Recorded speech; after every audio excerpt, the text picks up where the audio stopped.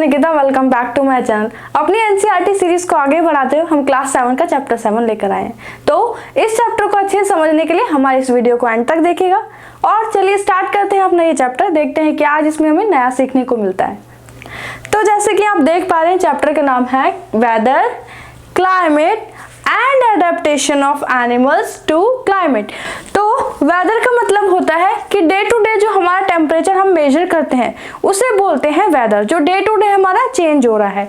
अब है climate. Climate का मतलब होता है जब बहुत सालों तक किसी एक रीजन का टेम्परेचर सेम रहता है या फिर वहाँ की इन्वायरमेंटल कंडीशन सेम रहती है, उसको हम क्लाइमेट बोलते हैं। एडेप्टेशंस का मतलब होता है कि जैसा वहाँ का इन्वायरमेंट है, किसी भी रीजन का जो इन्वायरमेंट है उसके अकॉर्डिंग एनिमल्स या फिर ह्यूमन बीइंग अपने आप को अडेप्ट कर लेते हैं, उसको बोलते हैं एडेप्टेशन। मतलब रहना सीख लेते हैं उस इन्वायरमेंट में, उस क्लाइमेट में। तो कौन किस तरीके से अपने आप को अडेप्ट करता है इन्वायरमेंट के अकॉर्डिंग, क्लाइमेट के अकॉर्डिंग, वो हम इस चैप्टर में जानेंगे।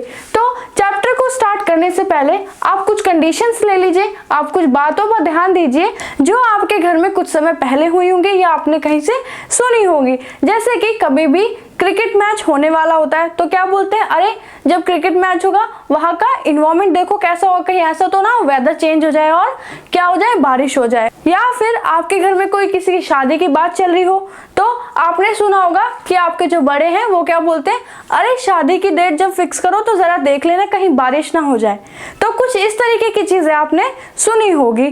तो अब ये होता क्या है, मतलब ये जो हम बोल रहे हैं, हम बार बार बात कर रहे हैं कि जरा मौसम चेक कर लेना कैसा है, या फिर जब भी आप कहीं घूमने जा रहे होते हैं तो आपके पेरेंट्स जिस जगह पर आप घूमने जा रहे होते हैं उस जगह के अकॉर्डिंग क्या करते हैं, पैकिंग करते हैं। जैसे कि आप ठंडी जगह जा रहे हो तो वहां के मौसम के अकॉर्डिंग आप क्या करेंगे, गर्म कपड़े लेंगे। एंड कहीं आप गर्म जगह जा रहे हो जैसे कि राजस्थान साइड जा रहे हो तो आप क्या करेंगे, अपने कॉटन क्लॉथ्स लेंगे। उसी तरीके से अब हम जानेंगे कि ये जो वर्ड बार बार यूज हो रहा है, मौसम, क्लाइमेट, ये सब होता क्या है। इसके लिए हम क्या करेंगे, एक्टिविटी 1 जो कि है 7.1, उसमें आपको क्या करना है, एक वीक तक अपने न्यूज़पेपर से क्या करना है, डाटा कलेक्ट करना है। किसका, डेली टू डेली जो आपका उसमें क्या आता है, टेम्परेचर आता है, कौन सा, मिनिमम और मैक्सिमम।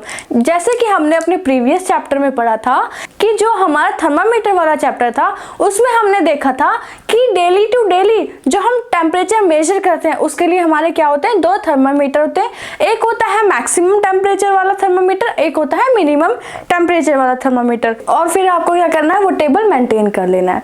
अब बात आती है रेनफॉल की। रेनफॉल को नापने के लिए, मतलब कितना अमाउंट ऑफ वाटर हमारी पृथ्वी पर, हमारी अर्थ पे गिरा है, उसको नापने के लिए क्या होता है, एक इंस्ट्रूमेंट होता है जिसको बोलते हैं रेन गॉज। ठीक है, अब बात आती है ये जो हमारे daily to daily temperature forecast होता है या कोई भी डिस्ट्रक्शन, डिजास्टर आने वाला होता है, साइक्लोन हो सकता है या फिर हमारी फ्लड हो सकती है या कोई भी इस तरीके के हमारे डिजास्टर्स आने वाले होते हैं, तो उनकी जो हमें वार्निंग, जो चेतावनी पहले दे दी जाती है, ये हमें कौन देता है, ये हमारी गवर्नमेंट की एक मेट्रोलॉजिकल साइट होती है, वो हमारा ये सारा काम करती है, वो हमें इन सब चीजों के बारे में अवेयर करती है और डेली टू डेली किसी जगह का टेम्परेचर या वहाँ की क्लाइमेटिक कंडीशंस को जानकर हमें उस रीजन के बारे में बताती है। अब हमारा फर्स्ट पॉइंट आता है 7.1 जो कि है वेदर। अब हमने जैसे जाना कि वेदर हमारा क्या होता है, डेली टू डेली चेंज होता रहता है, या फिर कभी कभी ऐसा आप देख सकते हैं कि एक दिन में आप कई तरीके के वेदर नोटिस करने के लिए मिल जाएंगे। जैसे कि आप देखेंगे सुबह सुबह का मौसम बहुत अच्छा होगा और फिर क्या होगा, एकदम से बारिश होने लग जाएगी, फिर मौसम ठीक हो जाएगा। तो ये जो हमारे वेदर की कंडीशन एक दिन में कई बार चेंज हुई, ये फोरकास्ट करनी थोड़ी सी मुश्किल हो जाती है। क्यों? क्योंकि हमारा जो वेदर है वो हमारा कभी भी एकदम से चेंज हो जाता है। और ये जो हमारे मेट्रोलॉजिकल साइट है जो हमें इस चीज के बारे में, वेदर के बारे में बताती है, इनका डाटा भी कभी कभी इसी की वजह से गलत हो जाता है। ठीक है, अब हम देखेंगे कि वेदर मतलब जो ये चेंज हो रहा है, हमारा इन्वायरमेंट कंडीशंस जो चेंज हो रही है, ये किस वजह से चेंज करती है, ऐसी क्या क्या चीज होती है जो उसको, इन चीजों को चेंज करने के लिए मजबूर करती है या फिर अपना इफेक्ट इसके ऊपर डालती है। जैसे कि हमारा रेनफॉल, मतलब बारिश होगी तो एकदम से क्या होगा, मौसम थोड़ा सा ठंडा हो जाएगा, नमी वाला हो जाएगा। अब है विंड स्पीड, मतलब हवा की चलने की गति। टेम्परेचर मतलब हमारा जो तापमान है दिन का वो ज्यादा है या कम है। और अब ये देखिए, जो हमारी अर्थ पे जो हीट आती है, जो तापमान होता है, वो किसकी वजह से होता है? वो होता है हमारा सन की वजह से। सन की वजह से ही हमारे अर्थ पे क्या होती है? लाइट आती है और हीट आती है। तो अब हम क्या देखेंगे? सनराइज और सनसेट का फंडा देखेंगे कि हमारा ये सनराइज और सनसेट होता कैसे है। अब आप मान लीजिए कि ये जो हमारा ब्लू वाला पोर्शन है, ये हमारी अर्थ का एक फेस है, और ये जो प्लेन वाला पार्ट है, ये हमारी अर्थ का दूसरा फेस है। अब आप क्या देखेंगे कि जो हमारी अर्थ है वो पहले तो खुद में ही रोटेशन कर रही है, और रोटेशन करते करते वो रिवॉल्यूशन भी कर रही है। किसका? सन का चक्कर काटना। अब ये दो टर्म यहाँ पे यूज, रोटेशन और हुई है एक रिवॉल्यूशन। तो रोटेशन क्या है कि आप एक जगह पे खड़े होके घूमो और घूमते घूमते एक बड़ा सा सर्कल बनाओ, ठीक है, या कोई भी चीज बीच में रख दो, खुद घूमते घूमते एक जगह पर बड़ा बड़ा सा सर्कल बना के उसके ऊपर घूमते रहो, और बीच में कोई चीज रख दीजिए। उसी तरीके से हमारी अर्थ भी सन का चक्कर लगाती है। और हम क्या देखते हैं, जो हमारी अर्थ का मतलब अगर ये वाला साइड, ये वाला फेस हमारा अगर सन के सामने होगा तो हमारा दिन निकल रहा होगा और गर्मी होगी, ठीक है। जैसे ही हमारा ये वाला फेस दूसरी अपोजिट डायरेक्शन में हो जाएगा, हमारा क्या होगा? रात हो जाएगी, और क्या होगा? हमारी सर्दी होगी। मतलब जो फेस हमारी सन की हीट से जितना ज्यादा दूर होगा उतनी ही वहां पर सर्दी बढ़ती जाएगी। तो हम क्या देखेंगे, हमारी अर्थ कुछ इस शेप में होती है और दो पार्ट्स में डिवाइड होती है। जो लाइन हमारी अर्थ को डिवाइड करती है उसको बोलते हैं इक्वेटर, और वो कितनी डिग्री पे हम अर्थ को डिवाइड करती है? 0 डिग्री पर, ठीक है। अब ये इक्वेटर वाला वो पॉइंट है जहां पर हमारे सन का सबसे ज्यादा लाइट का फोकस होता है, और इस रीजन पे जितनी आपको कंट्री मिलेंगी इक्वेटर वाले रीजन पे, वो सारे गर्म रीजन होंगे, ठीक है। और जैसे जैसे आप इक्वेटर से दूर जाते जाएंगे, मतलब नॉर्थ साइड या फिर साउथ साइड जाते जाएंगे, वहां पर आपको वो इलाके दिखाई देंगे, वो कंट्रीज आपको दिखाई देंगे जो पूरे साल बर्फ में होती है, ठीक है। तो हम इन दोनों ही तरीके के बारे में आज जानेंगे कि जो पोलर रीजन्स होते हैं हमारे, जहां पर हमेशा बर्फ पड़ी होती है, वहां के ऑर्गेनिज्म कैसे रहते हैं, और इक्वेटर के रीजन्स में कैसे लोग बाग रहते हैं। तो हमारा नेक्स्ट पॉइंट है 7.2 क्लाइमेट। तो हमने जैसे देखा कि हमारा जो क्लाइमेट होता है वो बहुत दिनों बाद तक एक चीज ऑब्जर्व करने के बाद पता चलता है कि वहां के रीजन का क्लाइमेट कैसा है। तो इसको ऑब्जर्व कौन करेगा? अगेन हमारी मेट्रोलॉजिकल जो साइट्स है वही हमारी क्या करेंगी? ऑब्जर्व करेंगी। एक क्लाइमेट को, एक रीजन के क्लाइमेट को ऑब्जर्व करने के लिए कम से कम 25 ईयर्स लगते हैं। मतलब 25 सालों तक एक जगह का टेम्परेचर या एक जगह की क्लाइमेटिक कंडीशंस को नोटिस किया जाता है, जिसके बाद हमें पता चलता है कि वहां की जो स्पेसिफिक एरिया है, वहां का एनवायरनमेंट, वहां का रीजन में कैसी क्लाइमेटिक कंडीशंस है। अगर आपको यही चीज निकालने के लिए दे दी जाए कि आपको किसी भी जगह का क्लाइमेटिक कंडीशन निकालें, तो आप कैसे फाइंड आउट करेंगे? आप क्या करेंगे? वहां का एवरेज टेम्परेचर निकालेंगे। तो एवरेज टेम्परेचर हम कैसे निकालेंगे? पहले आप पूरे एक वीक का एवरेज टेम्परेचर निकाल लीजिए कि आपने 7 डेज में जो भी नोटिस करा, आप सारी इक्वेशंस ऊपर लिख दीजिए। और एवरेज टेम्परेचर या कोई भी एवरेज वैल्यू निकालने के लिए हमने मैथ्स में पढ़ा होगा कि हमारी जो नंबर ऑफ वैल्यू होती है वो हम नीचे लिखते हैं और उन सारी वैल्यूज को प्लस करके हम ऊपर लिखते हैं। तो हमारी क्या आ जाती है? एवरेज यूनिट आ जाती है। उसी तरीके से आप वीक का निकालेंगे, मंथ का निकालेंगे और फिर साल का निकालेंगे, और 25 ईयर्स तक इसी तरीके से निकालने के बाद आपको किसी भी रीजन की एक क्लाइमेटिक कंडीशन मिल जाती है। जैसे कि अगर आपको 12 मंथ का निकालना हो तो आप क्या करेंगे? नीचे 12 लिख के आपके 12 मंथ्स तक, एक मंथ की जो आपने पूरी एक एवरेज टेम्परेचर निकाला था, उसी तरीके से 12 मंथ का निकाल लीजिए, ऊपर प्लस करके वो सारे अमाउंट लिख दीजिए और नीचे क्या लिख दीजिए? आपका जो क्या है 12 मंथ्स है, मतलब एक साल के पूरे जो 12 महीने वो लिख दीजिए। अब हम पढ़ेंगे क्लाइमेट और एडेप्टेशन, मतलब किसी भी जगह के क्लाइमेट के अकॉर्डिंग जो वहां के ऑर्गेनिज्म ने अपने आप को अडेप्ट किया है उसके बारे में हम जानेंगे। जैसे कि अभी हमने इस अपने डायग्राम में देखा कि हमारी पूरी अर्थ पे किस तरीके से अनइवनली क्या हो रखा है, हमारी जो सन रेज है वो पड़ती हैं, ठीक है, तो कैसे पड़ती है, जैसे कि मान लीजिए यहाँ पर हमारा सन है, तो सन हमारी रेज कैसे डालेगा, ऐसे डालेगा। तो जो जो एरिया सन रेज से दूर होंगे वहां हमारी ठंड होगी। तो हमने देखा कि किस तरीके से हमारी पूरी अर्थ पे कहीं सर्दी और कहीं गर्मी होती है, इसको बोलते हैं अनइवन।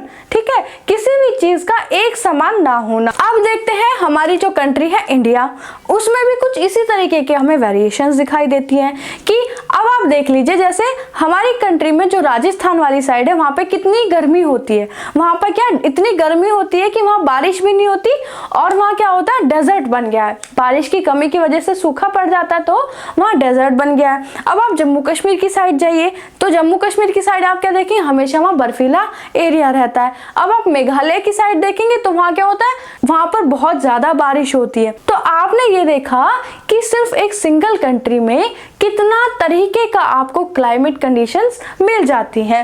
अब आइए एक्टिविटी 7.2 में, जहां पर हम जानेंगे कि पोलर रीजन मतलब जो हमारे पोल्स का इन्वायरमेंट है, कहाँ का, अर्थ का, वहां की जो कंट्रीज है वहां के ऑर्गेनिज्म कैसे अपने आप को अडेप्ट करते हैं। जैसे कि आप देखिए कि जब सर्दी आती है तो हम क्या करते हैं, वूलन क्लोथ्स पहन लेते हैं। वूलन क्लोथ्स क्या करते हैं, हमारी बॉडी को हीट प्रोवाइड करते हैं, जैसे कि हमने अपने प्रीवियस चैप्टर में देखा था फाइबर टू फैब्रिक वाले में। और जो हमारी गर्मियां होती है उसमें हम क्या करते हैं, कॉटन के क्लोथ्स पहनते हैं। अगर आपने हमारे वो प्रीवियस चैप्टर नहीं देखे हैं तो आप हमारी प्लेलिस्ट पर हमारे चैनल पर जाकर देख सकते हैं। और अगर आपको ये चैप्टर अच्छा लग रहा है और आपको समझ आ रहा है तो आप हमारे चैनल को सब्सक्राइब करना ना भूलें और हमारी वीडियो को लाइक भी कीजिएगा।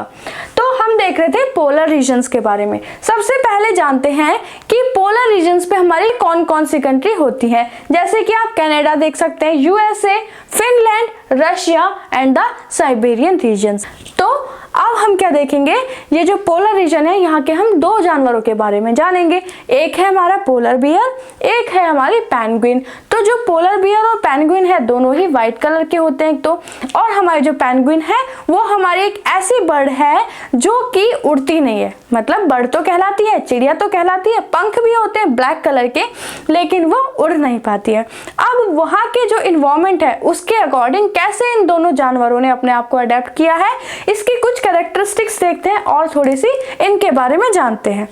तो सबसे पहले इनके जो सेंस ऑर्गन्स होते हैं, मतलब इनकी स्मेल करने की शक्ति, इनके सुनने की शक्ति बहुत ज्यादा होती है, जिसकी वजह से अपना शिकार आराम से पकड़ पाते हैं। और पोलर रीजन है मतलब वहां ठंड होगी, बर्फ पड़ेगी, बर्फ का कलर कौन सा होता है, व्हाइट होता है, और इनका स्किन का कलर कौन सा होता है, वो भी व्हाइट होता है। तो ये इजीली क्या करते हैं, अपने आप को छिपा सकते हैं बर्फ में। ठीक है, किससे, जो उनको खाने वाले होंगे, मतलब जो शिकारी होंगे उनसे क्या कर सकते हैं, बच सकते हैं। और क्या इनके फीचर्स होते हैं या और क्या इनकी कैरेक्टरिस्टिक्स होती है, कैसे इन्होंने अपने आप को अडेप्ट किया हो। इनकी जो स्किन होती है वो बहुत मोटी होती है, जिसकी वजह से इन्हें ठंड लगती है। इनके शरीर पर बाल बहुत ज्यादा होते हैं, जिनकी वजह से इन्हें फिर से क्या होता है, ठंड कम लगती है। और इनके जो पैर होते हैं वो कुछ इस तरीके से होते हैं, जो कि क्या करते हैं, इनको बर्फ में चलने में हेल्प करते हैं और इनको स्विम करने में भी बहुत मदद करते हैं। जो हमारे पोलर रीजन्स होते हैं वहां पे ठंड बहुत होती है और वहां पर रात रहती है, वहां पर सन कम निकलता है। ठीक है, तो अब वो क्या करते हैं, इस तरीके से अपने आप को अडेप्ट करते रहे और पूरी साल अपना जीवन इसी तरीके से व्यतीत करते हैं। अब एक वर्ड और आएगा आपकी बुक में, माइग्रेशन। माइग्रेशन क्या होता है, सबसे पहले इस वर्ड का मतलब जानेंगे। माइग्रेशन का मतलब होता है जब एक ऑर्गेनिज्म, कोई भी हो सकता है वो, हम इंसान भी हो सकते हैं, अपनी जगह को जहां वो रह रहे होते हैं उसको छोड़कर जब दूसरी जगह जाते हैं, वो कोई भी रीजन हो सकता है। जैसे कि हम एग्जांपल ले लेते हैं, आजकल जो कोरोना वायरस चल रहा है उसकी वजह से बहुत सारे लोग अपने घरों को जो छोड़कर बाहर आए थे काम की तलाश में, अब क्या हो गया, लॉकडाउन हो गया, उसकी वजह से वो वापस अपनी जगह जा रहे हैं। तो इसको क्या बोलते हैं, इसी को हम माइग्रेशन बोलते हैं। तो अब ये देखिए, क्या एनिमल्स और बर्ड्स में भी माइग्रेशन होता है? जी हाँ, एनिमल्स और बर्ड्स में भी क्या होता है, माइग्रेशन होता है। और जो बर्ड्स माइग्रेशन करती है उनको बोलते हैं माइग्रेटरी बर्ड। इसके एग्जाम्पल्स आप कुछ देख सकते हैं। हमारी खुद की कंट्री में, इंडिया में क्या होते हैं, साइबेरियन बर्ड्स आते हैं। और ये जो साइबेरियन बर्ड्स हैं या फिर माइग्रेटरी बर्ड्स होते हैं, वो एक बार में 1500 किलोमीटर का डिस्टेंस ट्रैवल कर सकते हैं। और हमें ये कहाँ देखने को मिलते हैं, हमें राजस्थान, सुल्तानपुर और हरियाणा के साइड मिलते हैं। अब इनकी कंडीशन जानते हैं कि ये माइग्रेट क्यों होते हैं। तो ये माइग्रेट इसलिए होते हैं कि जो भी ऑर्गेनिज्म अपने आप को वहाँ के जिस रीजन में वो रह रहे हैं वहाँ के रीजन के अकॉर्डिंग अगर वो अडेप्ट नहीं कर पाते हैं तो वो क्या करते हैं, वहाँ से माइग्रेट कर जाते हैं दूसरी ऐसी जगह पर जहाँ पर उनको उनकी सारी नीड मतलब उनकी सारी ज़रूरत और उनको जो चीज़ चाहिए जैसा इन्वायरमेंट चाहिए वो मिल जाता है।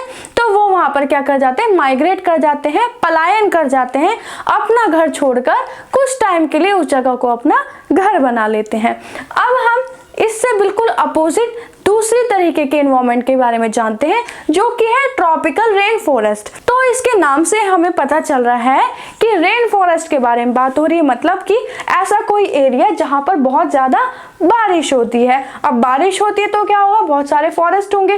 फॉरेस्ट क्यों होंगे, अगर हमारे पेड़ों को उनकी क्लाइमेटिक कंडीशन उनके अकॉर्डिंग मिल जाती है वो क्या करेंगे, अच्छे से ग्रो करेंगे। अब ये देखिए जब हमारे पेड़ पौधे ज्यादा होंगे, फॉरेस्ट ज्यादा होंगे तो उनके ऊपर रहने वाले जीव जंतु भी ज्यादा होंगे। अब वहां पर जीव जंतु ज्यादा है तो उनको खाने वाले ऑर्गेनिज्म, बड़े बड़े ऑर्गेनिज्म वहां पर मिल जाएंगे। अब किसी एक जगह में आपको इतनी सारी स्पीसीज मिल रही हैं तो वहां पर एक दूसरे के साथ जीने के लिए कंपटीशन भी बहुत होगा। पेड़ों में भी बहुत सारा कंपटीशन होगा। कैसे, क्योंकि बहुत सारे पेड़ होंगे, सनलाइट को कैप्चर करने के लिए एक दूसरे से क्या करेंगे, हाइट में ऊंचे उठते जाएंगे। तो ऐसे जगह पे हमें क्या मिलेंगे, पेड़ भी बहुत ज्यादा मिलेंगे। अब हम ये देखते हैं कि हमें ये वाला इन्वायरमेंट कौन कौन सी जगह पर मिलता है। South east Asia, Africa, central America जैसे इलाकों में हमें ये क्या मिलेगा, इन्वायरमेंट मिलता है। और वहाँ का क्लाइमेट कैसा होता है, हॉट एंड ह्यूमिड। अब ये ह्यूमिड जो हमारा वर्ड आया ये क्या होता है, इसका मतलब होता है नमी। जब हवा में पानी की मात्रा होती है, मतलब जैसे जब हमारा इवापोरेशन होता है, हमारा जब वाटर हवा में उड़ रहा होता है वेपर्स के फॉर्म में, तो अभी वो हवा में, इस कंडीशन को क्या बोलते हैं, ह्यूमिडिटी, मतलब ह्यूमिड क्लाइमेट। तो the amount of water present in the air is called the humid air, या फिर ह्यूमिडिटी, ह्यूमिड एनवायरनमेंट बोल सकते हैं, कुछ भी बोल सकते हैं आप। अपनी डेफिनेशन आपको जो देनी है वो आप रख सकते हैं। अब आपके लिए क्वेश्चन है कि जब भी आपको गर्मी का मौसम होता है, ठीक है, आपको तब ज्यादा गर्मी लगती है या फिर जब बरसात का मौसम होता है, ह्यूमिड एनवायरनमेंट होता है, तब ज्यादा आपको क्या लगती है, गर्मी। तो आप ये सोचिए, तो इसका आंसर हम चैप्टर के एंड में देखेंगे। तब तक थोड़ा सा इंतजार कीजिए और चैप्टर को खत्म करते हैं। अब हमने ये भी देखा है कि सबसे ज्यादा धूप हमारी कब होती है, दोपहर के टाइम होती है, लेकिन दोपहर में 12 बजे के टाइम होती है। लेकिन ये देखिए, क्या आपको उस टाइम ज्यादा गर्मी लगती है, नहीं, आपको 1 या 2 बजे के करीब सबसे ज्यादा गर्मी लगेगी। क्यों, 12 बजे के टाइम तक हमारा क्या होता है, अर्थ जो होती है वो गर्म हो रही होती है, उसके बाद हमारा इन्वायरमेंट गर्म होना शुरू हो जाता है, जो कि हमने अपने प्रीवियस चैप्टर में रेडिएशन वाले प्रोसेस में देखा था। ठीक है, अब देखते हैं कि यहाँ के ऑर्गेनिज्म कैसे होते हैं, कैसे उन्होंने अपने आप को अडेप्ट किया हुआ है। तो पहले हम देखेंगे रेड आई फ्रॉग। ये एक तरह का मेंढक है जिसकी आंखें लाल होती हैं और सबसे पहली चीज, यहाँ के ऑर्गेनिज्म जो होते हैं उनके भी सेंस ऑर्गन्स बहुत ज्यादा एक्टिव होते हैं। ये जो मेंढक होता है इसके हाथ बहुत चिपचिपे होते हैं, जिसकी वजह से ये क्या करता है, इजीली पेड़ों पर चिपक जाता है। ठीक है, और इनकी स्किन ग्रीन कलर की होती है, तो ये क्या करते हैं, इजीली पत्तों में छिप जाते हैं। नेक्स्ट है मंकी। यहाँ के जो मंकी होंगे उनकी पूंछ क्या होती है, बहुत लंबी होती है, उनकी टेल क्या होती है, बहुत लंबी होती है, जिससे वो क्या करते हैं, आराम से पेड़ में रोल कर लेंगे। वो बहुत स्ट्रांग भी होती है और इजीली जमीन से अपना खाना पिक कर सकते हैं लटक कर। अब है नेक्स्ट है टॉकन बर्ड और lion tail macaw. Toucan bird क्या होती है, इस बर्ड की चोंच बहुत लंबी होती है, जिसकी वजह से अगर कोई टहनी कमजोर है और इसका खाना उस टहनी पर है, थोड़ा सा दूर है, तो वो क्या करती है, अपनी चोंच को वहां तक पहुंचाकर क्या अपना खाना ले लेती है। नेक्स्ट है लायन टेल मैकाओ। ये एक बंदर से थोड़ी सी अलग तरह की प्रजाति होती है, देखने में बंदर जैसे लगते हैं और ये ब्लैक और व्हाइट कलर के आपको दिखाई देंगे। अब ये हमने छोटे जानवरों के बारे में जान लिया। वहां पर एलिफेंट भी होते हैं, बड़े बड़े जानवर भी होते हैं। एलिफेंट के बारे में थोड़ा सा जानते हैं कि जो एलिफेंट होते हैं उनके बड़े बड़े कान होते हैं सबसे पहले, तो वो क्या करते हैं, सारा दिन उन कानों को हिलाकर अपनी हवा करते हैं। ठीक है, अब उनके पास एक लंबी सी सूंड भी होती है, तो इजीली खाना पिक कर लेते हैं। शरीर भी बहुत बड़ा होता है और सेंस ऑर्गन्स भी उनके बहुत एक्टिव होते हैं। ठीक है, अब आती है बात कि ये एनवायरनमेंट, ये क्लाइमेटिक कंडीशंस, ये जगह, ये एनिमल्स कहाँ आपको मिलेंगे, India, Malaysia, Indonesia, Brazil, Kenya, Uganda, Nigeria and the Republic of Congo. ठीक है, अब हमारा ये चैप्टर और हमारी ये वीडियो यहीं खत्म होती है। अभी हमारा एक क्वेश्चन का आंसर रह गया था कि हमें सबसे ज़्यादा गर्मी कब लगती है। हॉट मतलब गर्मियों में या फिर जब हमारा ह्यूमिड इन्वायरमेंट होता तब। तो इसका आंसर है कि हमें सबसे ज़्यादा गर्मी ह्यूमिड वाले इन्वायरमेंट में फील होती है। क्यों? क्योंकि उस वक्त हमारी एयर में एक तो नमी होती है, तो हमारी बॉडी के जो हमें स्वेटिंग होती है उस वक्त, और हवा जो चलती है, तो हवा में नमी होने के कारण वो हमें उस वक्त ठंडी हवा महसूस नहीं होगी। लेकिन गर्मियों में क्या होता है, जैसे ही हमारी स्वेटिंग होती है, हमें गर्मी लगती है, पसीना आता है, तो जो हवा चल रही होती है उसमें नमी नहीं होती और वो क्या करती है, उस स्वेटिंग की वजह से हमें ठंडी लगती है। ठीक है, अब ये चैप्टर अगर आपको अच्छे से समझ में आया है, अगर ये वीडियो आपको हमारी अच्छी लगी है तो हमारे चैनल को सब्सक्राइब कीजिए, शेयर कीजिए इसे अपने फ्रेंड्स के साथ ताकि वो भी नई नई जानकारियाँ हासिल करते रहें। लाइक कीजिए हमारी इस वीडियो को। आपका लाइक, शेयर एंड सब्सक्राइब हमें मोटिवेट रखता है ताकि हम आपके लिए ऐसी ही वीडियोस लाते रहें। तो हमें इसी तरीके से सपोर्ट कीजिए। इस कोरोना वायरस के समय में अपना ध्यान रखिए, मास्क लगाइए, सैनिटाइजर यूज़ कीजिए, घर में रहिए और इसी तरीके से पढ़ते रहिए। Thank you.